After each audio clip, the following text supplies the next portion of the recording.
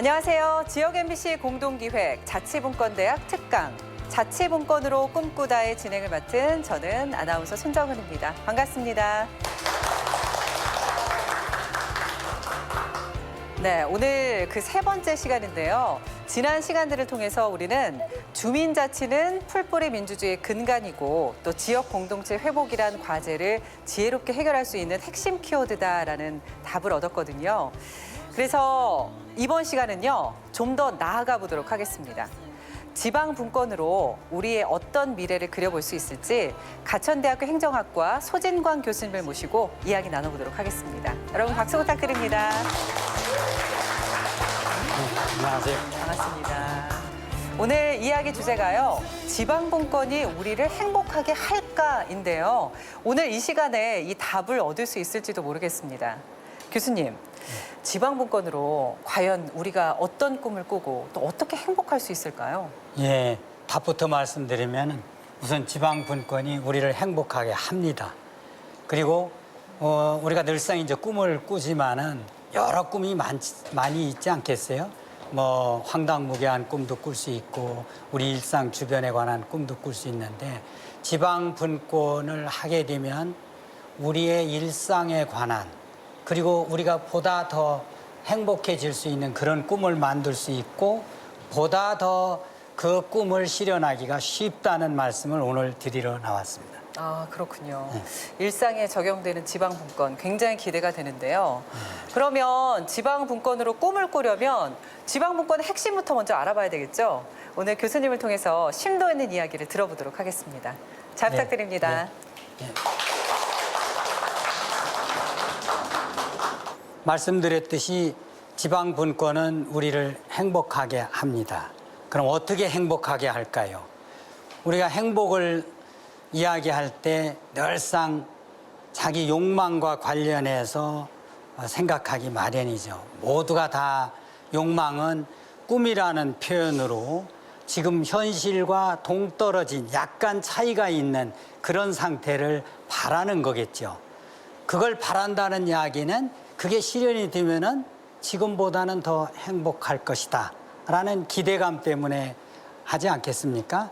그래서 결국은 모든 사람이 현재에 100% 만족하는 사람은 없을 거예요. 따라서 모든 사람은 다 꿈을 꾸기 마련이고 또 그 꿈을 통해서 자기가 좀 더 발전하거나 행복해지기를 기대하겠죠.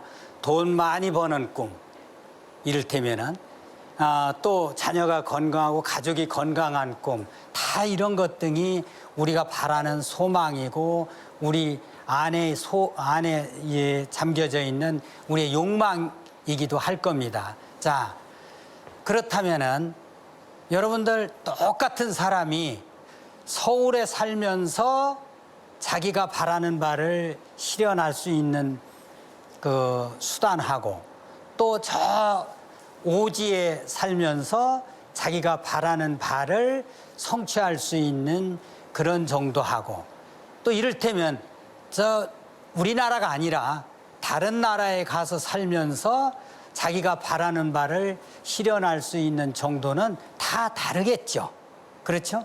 다시 말하면은 우리 주변에 어떤 사람이 살고 있고 또 우리 지역이 어떤 여건을 갖추고 있느냐에 따라서 꿈도 달라지고 또 그 꿈을 자기 것으로 만들어내는 과정도 달라지는 겁니다.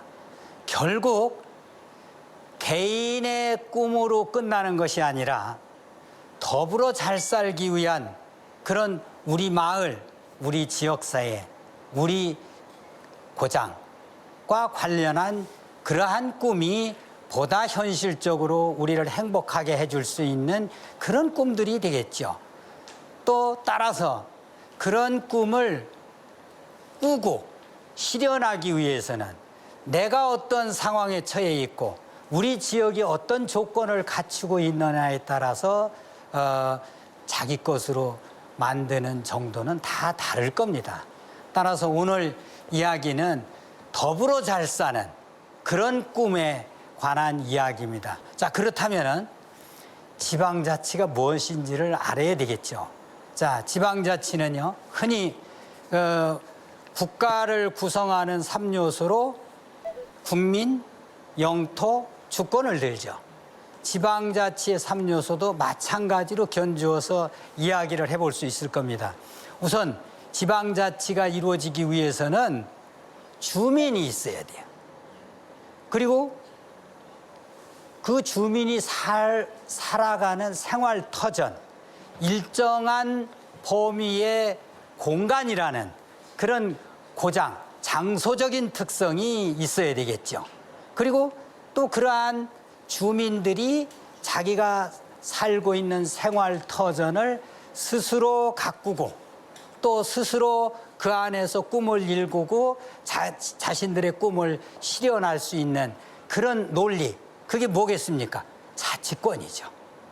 따라서 지방자치라는 것은 우선 사람이 있어야 되고 또 그 사람들이 살아가는 일정한 어떤 그 지리적인 범위가 있어야 되고 그 사람들이 스스로 그러한 지리적 범위를 바람직한 상태로 가꾸면서 자기 꿈을 일굴 수 있는 그런 자율성, 그런 자율성은 어디로부터 주어지겠습니까? 스스로 할 수 있는 권한이겠죠. 이게 자치권입니다. 이것이 지방자치죠. 다시 말하면은 지방자치란 어려운 얘기가 아닙니다. 우리 일상의 이야기고 우리 생활과 밀접한 관련이 있는 이야기입니다. 사람이 더불어 함께 살다 보면 혼자로서는 도저히 다 충족을 할 수 없는 그런 물건도 있고 그런 서비스도 있는 겁니다. 그렇다면은 혼자 필요한데 혼자로서 충족할 수 없는 그런 부분은 어떻게 여러분들이 마련하고 보충받고 보완할 수 있겠어요? 한번 말씀해 보실 수 있겠어요? 그건 바로 다른 사람과 더불어서 해야 된다는 거죠. 그러는 과정에 우리 마을이 생기고 우리 지역사회가 만들어지고 어떤 서울시가 만들어지고 강남구가 만들어지고 종로구가 만들어지고 그러는 거 아니겠습니까?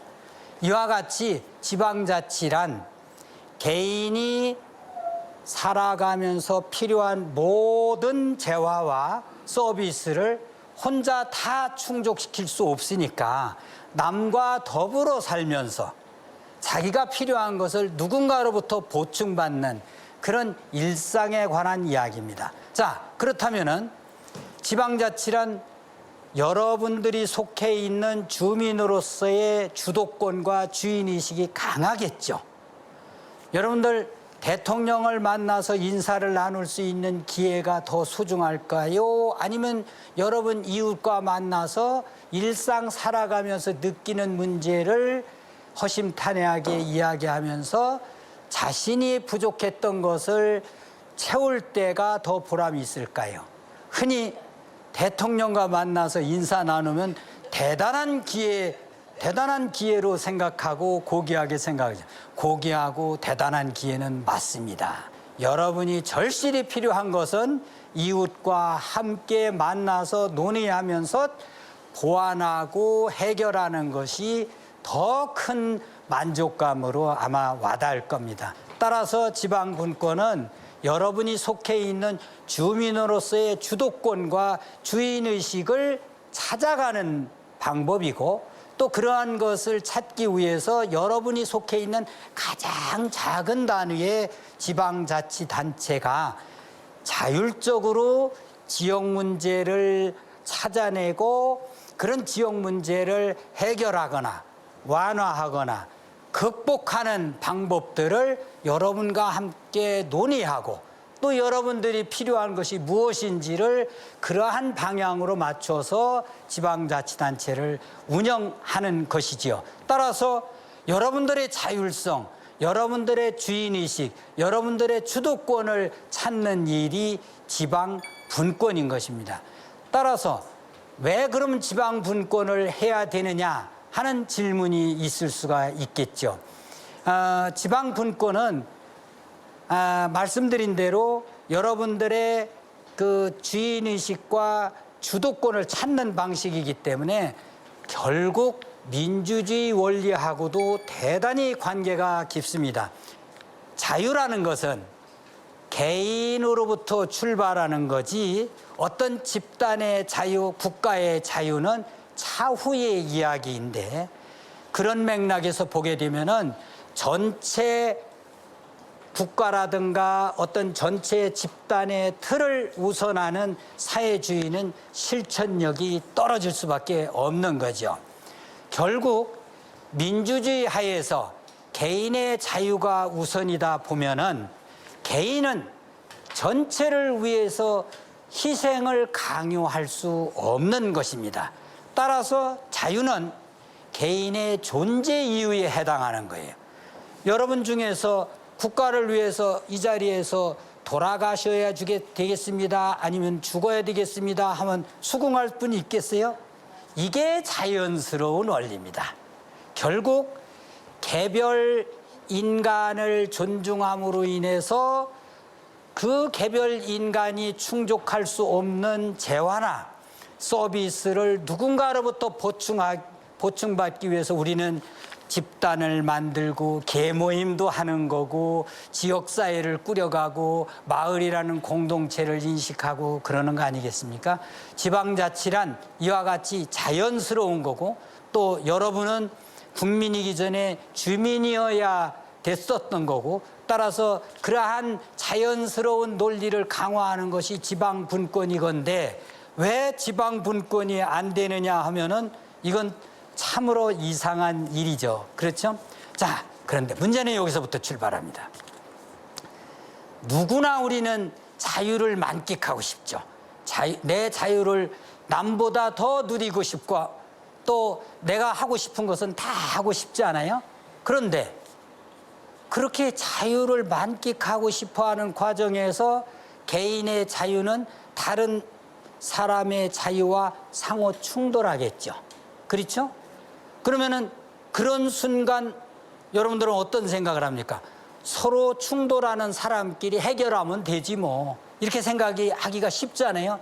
그런데 그렇지가 않습니다.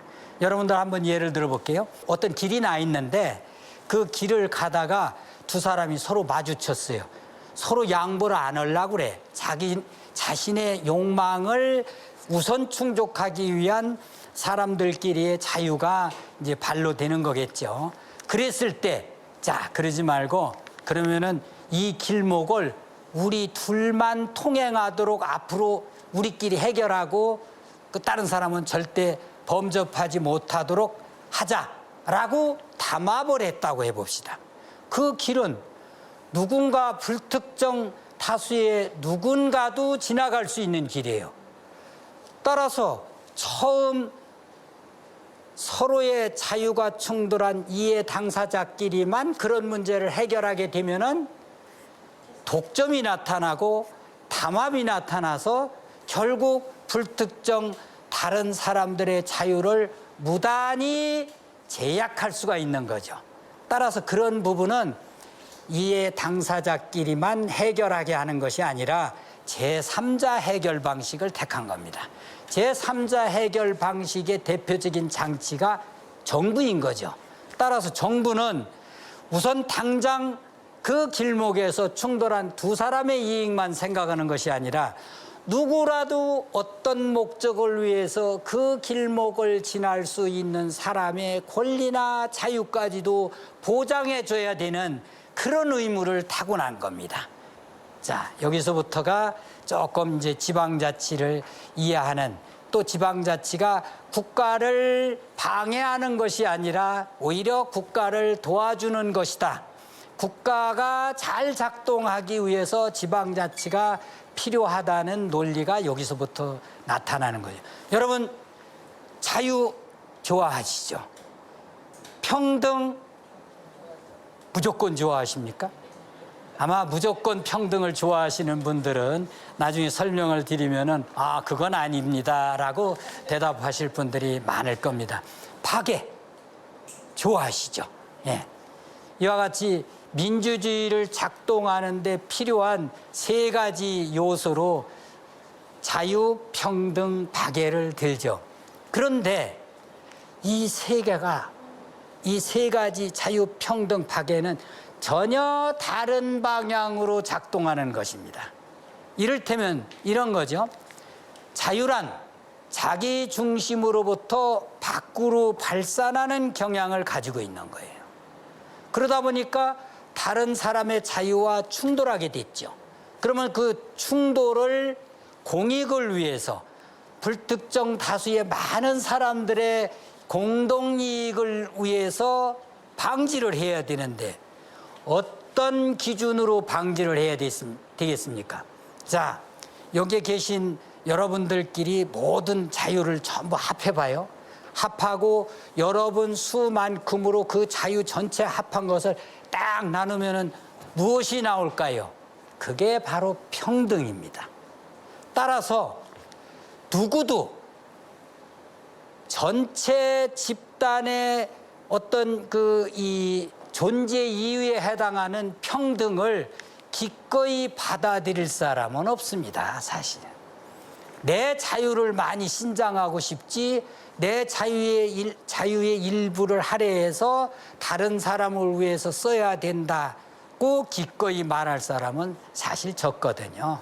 그렇기 때문에 자유와 평등은 상당히 긴장관계에 있는 겁니다. 따라서 자유는 개인의 존재 이유지만 평등은 우리 이웃, 우리 마을, 내가 속한 기초지방자치단체, 서울시라는 광역자치단체의 존재 이유에 해당되는 겁니다. 자, 그렇다면 여러분들 민주주의가 작동되려면 자유와 평등과 박애가 있어야 되는 거 아니겠어요? 여러분 생각해 보세요. 자기가 자기의 자유나 역량을 발휘해서 굉장히 부자가 됐다고 칩시다. 그런데 그 부자 되는 과정은 혼자 살면서 부자가 될 수 있습니까? 아니죠. 누군가 내 물건을 사주는 사람이 있었고 누군가 내 강의를 듣고 나한테 강사료를 지불하는 사람이 있었기 때문에 자신의 그 자본과 자신의 지식과 기술을 이용해서 부자가 됐겠죠. 그렇죠? 그런데 그러한 부자가 됐다는 사실이 전체 평등에 대하여 해악이 될까요? 아니면 도움이 될까요? 해악이 될 수도 있고 도움이 될 수도 있는데 해악이 될 수 있는 경우에 그 사람한테 당신 이렇게 돈을 이런 방식으로 벌면 안 됩니다 라고 할 수 있는 근거가 뭐겠어요? 더불어 사는 우리 집단인데 당신이 그러면은 누군가는 자신의 자유 일부를 유린당하게 될 것입니다 라고 이야기할 경우에 수긍을 하겠죠. 그럴 경우에 우리가 속한 이웃, 우리 마을, 우리 집단이 건재하면서 살아갈 수 있다는 얘기죠. 결국 민주주의가 잘 작동하려면 집단을 통해서 내가 보충받는 재화나 서비스 이런 거로 인해서 결국 자기가 행복해지는데 그만큼 그러한 자기가 혼자 충족할 수 없는 재화나 서비스를 만들기 위해서 집단을 만들고 집단을 유지 관리하기 위해서 무엇이 들어가겠어요? 비용이 들어가겠죠. 그러면 모든 구성원은 그러한 비용을 기꺼이 감당하려 할 때 민주주의가 작동하는 거예요. 결국 자기 권리만 요구하게 되면 민주주의는 붕괴되겠죠. 작동을 하지 않겠죠. 따라서 민주주의가 제대로 작동하려면 자기가 누리는 혜택만큼 책임을 져야 된다는 거죠.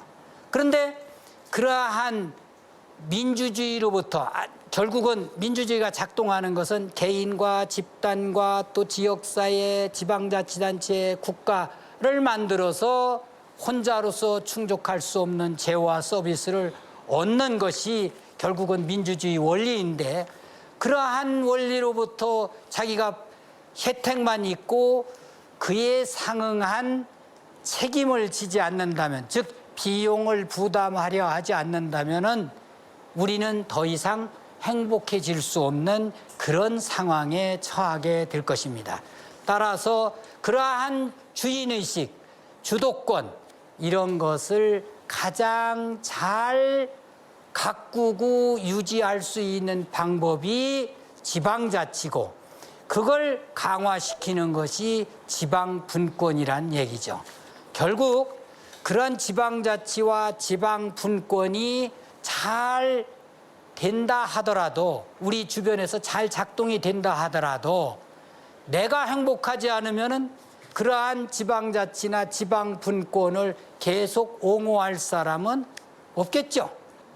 결국 지방자치가 지방분권이 어떻게 해서 우리를 행복하게 하는가에 대한 질문이 나타나겠죠. 누구를 위한 지방자치고 누구를 위한 지방분권이었나 하는 질문이 있을 수가 있습니다. 결국은 지방자치나 지방분권은 자기 혼자 잘 사는 문제를 다루는 것이 아니라 이웃과 더불어서 잘 사는 문제를 다루는 것이라고 그랬죠. 이럴 때 가장 중요한 원리가 있습니다. 같은 것은 같게 다루어야 되고 다른 것은 다르게 관리해야 된다는 겁니다. 이를테면 우리 마을과 인접 마을이 다른 문제를 가지고 있어요. 그러면 그 다른 문제를 이웃 마을과 협의하면서 같이 해결한다? 그러면은 돈도 많이 들고 시간도 많이 걸릴 겁니다. 그러나 각자 다른 문제를 각자 다르게 취급한다면 훨씬 더 빠르게 문제를 해결할 수 있고 문제를 해결하면서 보람을 찾고 행복을 느낄 수가 있겠죠. 따라서 우리 지방자치단체 안에서는 같고 다른 지방자치단체와는 다른 경우에는 지방자치단체끼리 다르게 관리하면 됩니다. 처리하면 되는 거예요. 용인시하고 수원시가 서로 다른 문제를 안고 있다면 지역 특성에 의해서 각자 지역 주민들은 다른 지역 문제를 갖고 있기 마련입니다. 그런 것들은 수원시는 수원시 특유한 지역 문제를 해결하기 위해서 수원시가 자체 해결하도록 하고 용인시는 용인시의 특유한 그런 지역 문제를 해결하기 위해서 용인시가 자체 해결하도록 하는 것이 좋은 방법이겠죠. 그를 통해서 용인시 시민과 수원시 시민들은 훨씬 더 행복감을 느끼게 될 것이고 그러한 행복감을 얻기 위해서 각자 자기 스스로 안고 있는 문제이기 때문에 주도적으로 참여할 것이고 결과에 대해서는 우리 것이라는 그런 주인의식을 갖게 되겠죠. 여러분 장기 게임 바둑을 두신 적 있죠? 그렇죠? 남과 바둑을 두면서 이기고 싶어요? 지고 싶어요? 지고 싶은 사람 한번 천장에 매달려 보세요. 다행히 아무도 없네요. 다 이기고 싶잖아요. 이게 본인의 욕망이고 그 욕망을 실현할 수 있는 수단이 개인이 타고난 자유입니다. 자유 없이는 누구도 존재했다 할 수가 없는 그런 상황이 되겠죠. 그런 경우에 바둑을 두어서 상대방을 이기고 싶은데 자기가 생각하는 방식대로 바둑을 두어서 이기는 것과 하고 그다음에 옆에서 어느 분이 훈수를 두면서 신의 한 수를 알려줘 가지고 그 훈수를 통해서 이겼을 경우 여러분 보라면 어떻게 차이가 있을까요? 전혀 다르겠죠.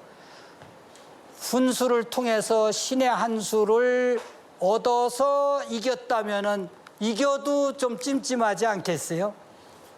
지역 발전도 마찬가지예요. 우리 마을이 발전하고 우리가 속한 지방자치단체가 발전하고 우리 지역이 발전하는 누구나 다 원하는 바예요.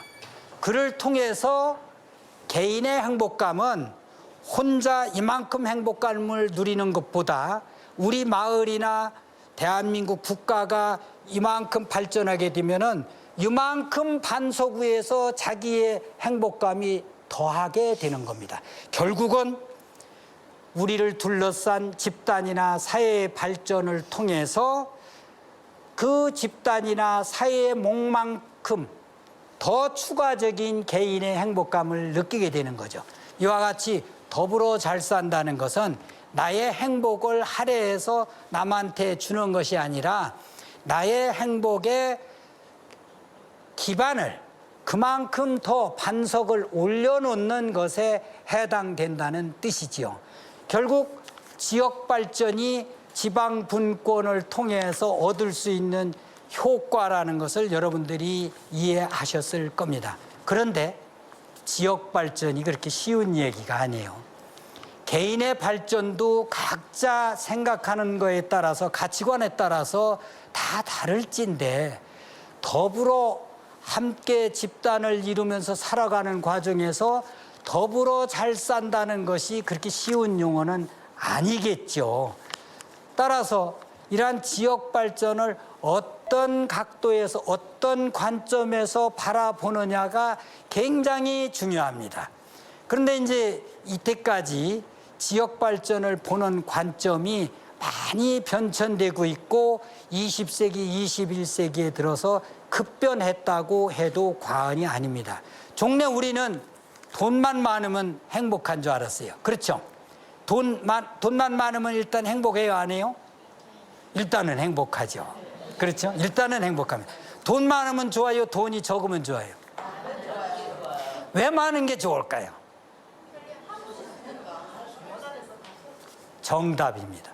돈이 많으면 하고 싶은 일을 더 많이 할 수 있어요.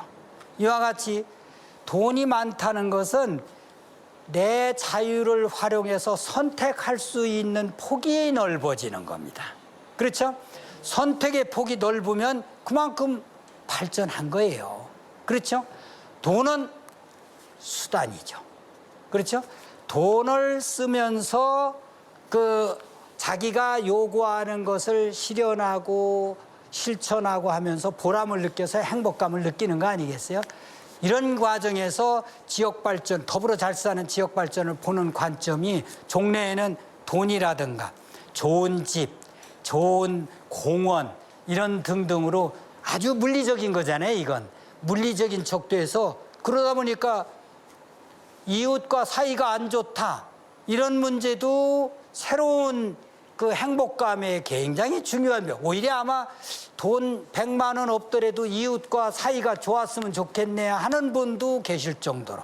자, 무엇보다도 지역 발전 의미는 지역마다 처한 문제가 다르기 때문에 달리 정의가 될 수 있을 거예요. 그런데 이것만큼은 모든 지역에서 동일하게 추구하고 싶어하는 그런 논리일 겁니다.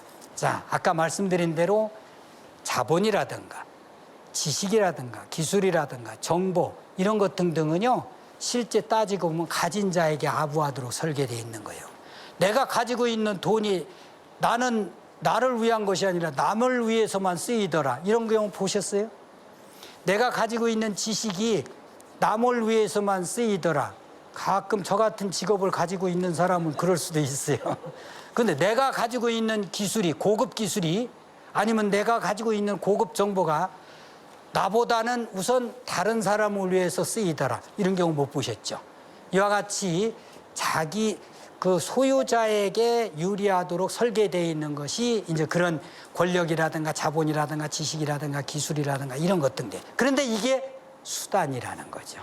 근데 수단이기 때문에 내가 가지고 있는 돈을 써서 효용을 얻기 위해서는 그 돈을 쓸 상대방이 있어야 돼요.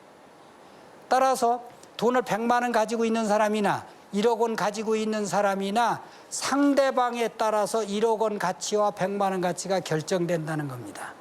무슨 얘기인지 아시겠죠? 그러니까 1억 원을 가지고 있는 사람도 상대방하고 사이가 안 좋으면 1억 원 쓸 수가 없어요. 그럴 경우에는 1억 원을 사용해서 자기가 보람을 느끼거나 행복해지기가 어렵겠죠. 반면 비록 100원을 가지고 있는 사람이라 하더라도 상대방과 관계가 좋으면은 그 100원을 가지고도 1억 원 효과를 낼 수도 있고 그렇죠. 지방자치는 늘상 우리가 더불어 사는 사람과의 부딪히는 것과 관련한 이야기이기 때문에 그러다 보니까 지방자치가 실시되고 지방분권이 강화되면 사회적 자본이 잘 축적이 될 수 있다. 결국은 지방자치와 지방분권을 통해서 우리는 사회적 자본을 축적하고 그러한 사회적 자본을 통해서 우리는 더 행복해질 수 있다라는 것이 오늘의 결론이 되겠습니다. 고맙습니다. 네, 오늘 교수님 말씀 중에 저는요, 같은 것은 같게, 다른 것은 다르게 관리한다. 이런 뭐 지방자치의 기본 원칙? 이 부분이 사실 굉장히 인상적이었거든요. 근데 생각해보면은 이 기본이 지방자치뿐만 아니라 저희의 일상에도 적용이 많이 되는 것 같아요. 그렇죠. 모든 이 사람들이 자기 욕망을 표출하고 자기 자유를 통해서 역량을 통해서 그러한 욕망을 실현하고자 할 때 같은 것은 같게 대접받고 다른 것은 다르게 대접받아야 자기 존재감이 드러나지. 아프리카에 가면요, 아프리카 사람들이 제일 싫어하는 게 아프리칸이라는 뜻입니다. 아프리카 사람이라는 거예요. 왜 그런 거 아니? 수단은 수단 나름대로 수단 사람이고 에티오피아는 에티오피아 나름대로 에티오피아 사람인데 다 다른 나라 사람들이 와서 아프리카에 와서 그냥 아프리카인이라고 한다는 거예요. 그게 안 되는 이야기죠. 맞아요. 저희도 뭐 그냥 아시아인 이렇게 얘기 들으면 하면은 기분 나쁘죠. 네, 기분이 좋지는 않을 것 같습니다. 거기다 대고 손정은 아나운서님처럼 딱 누가 했을 때 아이고 아나운서님 오셨습니까? 그러면 기분 좋죠. 네, 마찬가지입니다. 이같이 특수한 경우라는 게 다르다는 거거든요. 이런 다르다는 것을 알아주는 게 우리가 행복하게 살 수 있는 방법이죠. 네, 특강하시는 동안에 저희 관객분들이 정말 열심히 경청을 하시더라고요. 자리에 앉아서 이렇게 메모까지 하는 모습이 굉장히 인상적이었는데 아마도 궁금하신 점이 있을 것 같습니다. 그래서 그 질문을 한번 받아보도록 할게요. 손 한번 들어보시겠어요? 네. 네, 지방 정부의 자율성 증대가 지방 분권이라면 지방 분권은 지역 간의 격차를 더 크게 하지 않을까요? 그런 고민은 충분히 있을 수 있을 것 같아요. 맞습니다. 일단은 지방자치단체끼리 각자 다른 걸 다르게 관리하기 때문에 지역 특성을 최대한 살려서 지역 발전을 도모하겠죠. 그러다 보면은 여건이 좋은 지역은 많이 발전하고 여건이 좋지 않은 지역은 상대적으로 낙후되겠죠. 그렇다고 해서 지방자치가 실시되었을 때 여건이 좋지 않은 지역은 발전하지 않는 건 아니에요. 상대적으로 많이 발전하는 지역과 적게 발전하는 지역이 차이가 있을 수 있다는 이야기죠. 그런데 문제는 지방 분권이 강화되면 그런 걱정은 안 하셔도 됩니다. 오히려 그러한 지역 격차가 국민 전체적으로 보면 선택의 폭을 넓게 하는 것이 될 테고, 또 하나는 지방자치 원리 중에 보충성 원칙이라는 게 있습니다. 보충성 원칙은 제가 하나는 말씀을 드렸어요. 뭔가 개인으로서 충족할 수 없는 필요한 것들은 집단을 만들어서 보충받는다고 그랬잖아요. 이게 보충성의 제1원칙입니다. 두 번째 보충성의 원칙은 그럴 경우에 자율성이 증대돼서 지역 격차가 많이 벌어지겠잖아요. 상대적으로. 그렇게 되면은 낙후된 지역은 중앙정부나 그 상위의 정부 반드시 보충을 해서 평등 수준으로 올려줘야 됩니다. 이게 제2원칙이에요.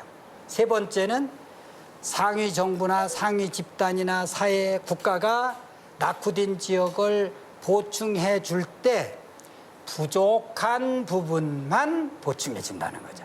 이 세 가지 보충성 원칙 때문에 결과적으로 지방자치단체 자율성이 증대되는 지방분권이 강화된다 하더라도 우선은 지역 격차가 상대적으로 많이 벌어지겠지만은 결국 상위 지방자치단체나 중앙정부가 있기 때문에 이러한 그 상위 지방자치단체나 중앙정부의 적극적 보충성 원칙을 통해서 낙후된 지역도 평등 이상으로 발전하는 그런 맥락을 갖추게 되는 거죠. 네. 지역 격차를 줄일 수 있는 그 중앙 정부의 여러 가지 장치들이 좀 있었네요. 예. 왠지 좀 안심이 됩니다. 네, 되게 좋은 질문이셨던 것 같고요. 네, 다음 질문 또 받아볼까요? 또 있으신가요? 앞서 질문하고 같습니다. 좀 비슷하다고 보여지는데요. 지방 분권을 통해서 그런 보충성 원리에서 이루어졌다 하더라도 지역에 있어서는 여전히 과소 지역과 과밀 지역이 일어나고 있는 건 사실인 것 같습니다. 그래서 그와 관련해서 아마 그 지방자치단체의 통합에 대한 논의가 대두되고 있는 것 같은데요. 인구가 그 큰 지방자치단체가 경쟁력이 있다. 따라서 지방자치단체를 통합해서 거대한 지방정부를 만들면 더 좋은 거 아니냐라는 이야기들이 있는 것 같아요. 그래서 그럴 경우에 그러한 거대 지방정부가 가져올 수 있는 문제점 혹시 없는지 한번 말씀을 듣고 싶습니다. 아주 좋은 질문을 해주셨는데 제가 역부로 강의 시간에 그 질문을 염두에 두고 그 부분을 빼먹은 것 같습니다. 두 가지 관점으로 대답을 할 수 있을 텐데요. 하나는 지방자치단체가 과도하게 커지면은 민주주의를 실천하기가 어렵습니다.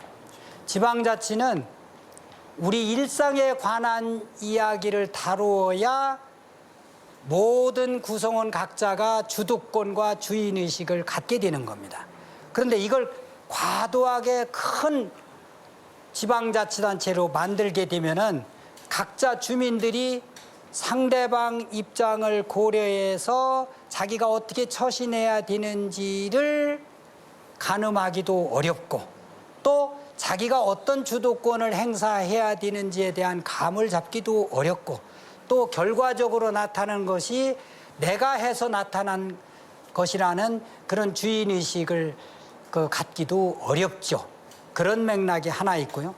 또 하나는 두 번째 답은 공공서비스나 공공재의 수요는 사람 수로만 나타나는 것이 아니고 구역의 넓이에 따라서도 달라진다는 겁니다.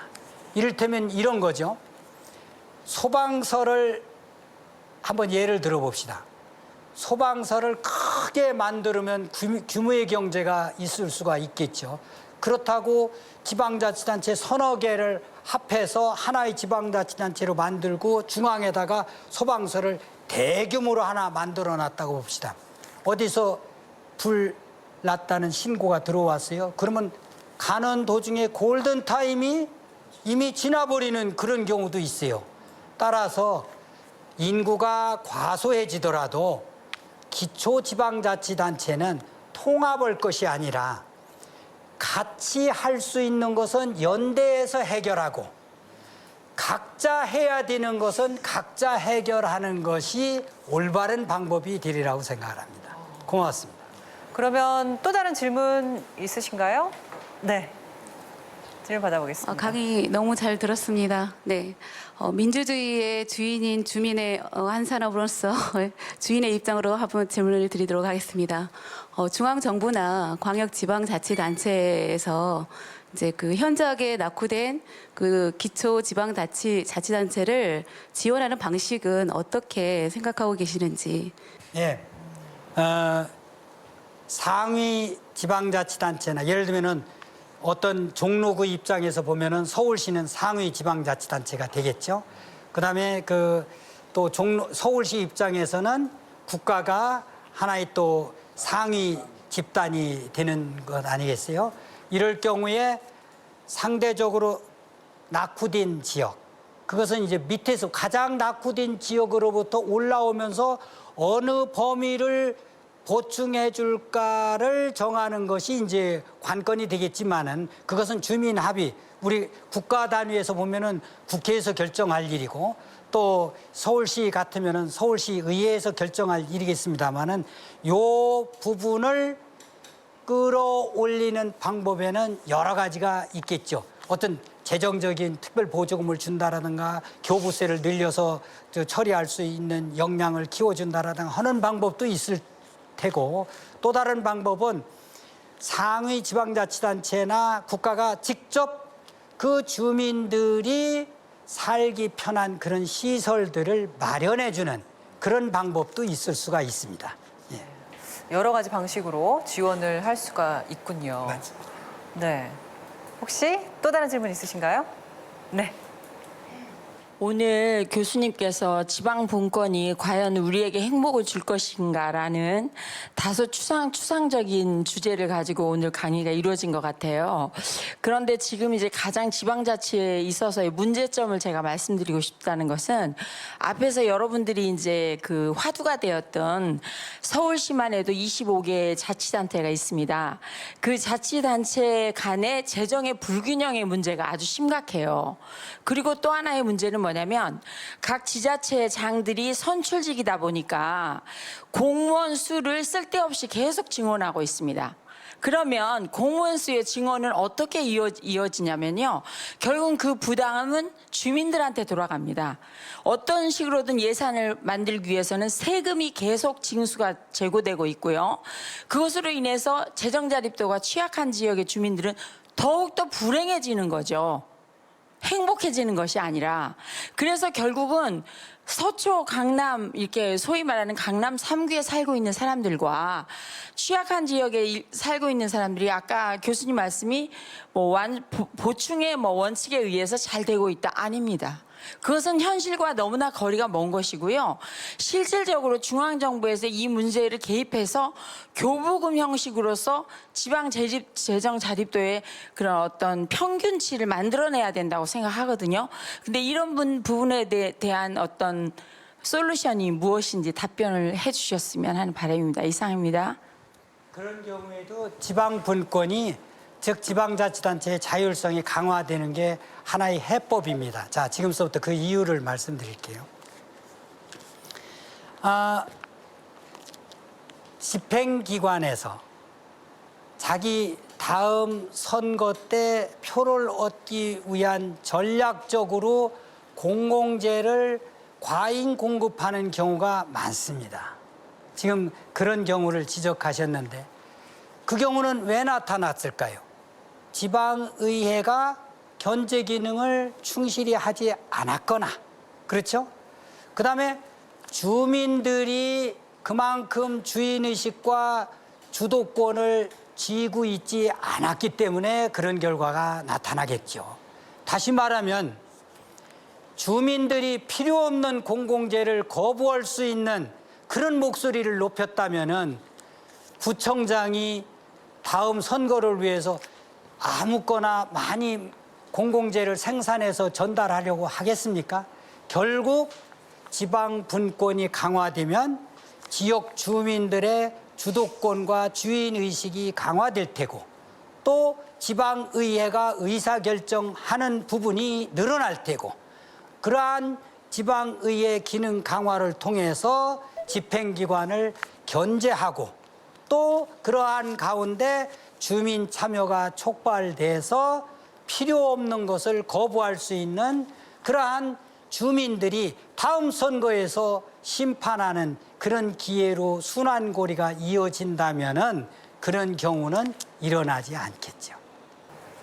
주인의식을 좀 더 함양해서 더 적극적으로 하는 모습을 보이는 게 굉장히 중요할 것 같네요. 네. 자치분권 요 실현을 위해서는 예산이 뒷받침돼야 된다고 저는 보고 있거든요. 그렇다면 각 예를 들어서 이제 성북구, 이제 종암동, 저는 이제 종암동에 사는데요. 저는 이제 주민자치위원이기도 합니다. 그러면 우리가 동네에 발생되는 재반 문제점을 우리가 이제 그걸 발굴하기 위해서는 예산이 뒷받침돼야 되는데 이 중앙정부에서 내려오는 예산이라든지 서울시에서 내려오는 예산이 터무니없이 모자릅니다. 그렇다면 이 예산을 획기적으로 좀 확대할 수 있는 방안은 없는지 그거에 대해서 한번 질문하겠습니다. 예, 좋은 질문이신데요. 예산을 무조건 늘리려고 하시지 말고 불필요한 것에 쓰는 예산이 있는지를 알아보는 것도 중요한 주인의식이고 주민들의 주도권이고 결국 예산이 늘어난다는 얘기는 내가 아니면 다음 세대가 부담이 커진다는 것과 똑같습니다. 우리가 지금 국가를 운영하고 지방자치단체를 운영하는 돈이 결국은 누구 호주머니에서 나와요? 우리 호주머니에서 나오는 이야기입니다. 결국은 돈을 늘리는 것도 중요하지만 돈을 제대로 쓰게 하는 방법, 이게 지방자치고 이게 지방분권이죠. 중앙집권 체제로 국가가 운영된다고 하면은 개인이 국가의 예산 작용이라든가 쓰임새를 결정하는 방식에 관여하기가 참으로 어렵습니다. 그러나 지방자치는 우리 일상에 관한 이야기이기 때문에 여러분들은 아마도 우리 집 앞에 있는 길이 1년에 100명 지나가더라도 포장됐으면 좋겠고, 저 외따로 살고 있는 내 집에 전기가 들어왔으면 좋겠고, 수돗물도 콸콸 잘 들어오면 좋겠죠. 그렇죠? 그러나 아무리 지방자치단체가 잘 설계돼 있고 중앙정부가 잘 설계돼 있어 작동하더라도 지방자치단체끼리 아니면 지역 격차가 아니면 개인끼리 격차가 벌어지기 마련이고, 그러한 격차는 뭐 자치적으로 하라고 했으니까 나몰라라 할 수 없는 것이 국가의 존재 이유입니다. 그럴 경우에는 그 재정의 차액을 그런 경우에 쓴다는 것이죠. 감사합니다. 이제 질문은 이 정도로 받아야 될 것 같습니다. 진짜 뜨겁게 질문을 많이 해주시네요. 놀랐습니다. 저는 뜨겁게 대답했다는 줄 알았어요. 근데 정말 더 뜨겁게 대답을 하셨습니다. 네, 오늘 좋은 특강을 해주시고 또 여러분의 질문에 정말 좋은 대답을 해주신 가천대학교 행정학과 소진광 교수님께 다시 한번 박수 부탁드립니다. 고맙습니다. 고맙습니다, 교수님.